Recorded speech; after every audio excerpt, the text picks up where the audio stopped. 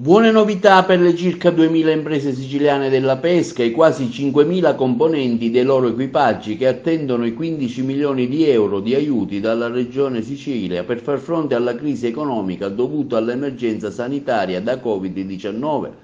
Così l'assessore dell'agricoltura, dello sviluppo rurale e della pesca mediterranea, Tony Scilla, ufficializza la pubblicazione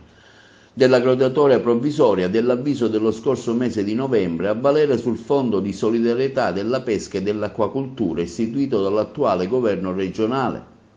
rifinanziato attraverso la riprogrammazione del Fondo per lo sviluppo e coesione 2014-2020, il cui iter amministrativo nazionale si è completato solo da qualche giorno.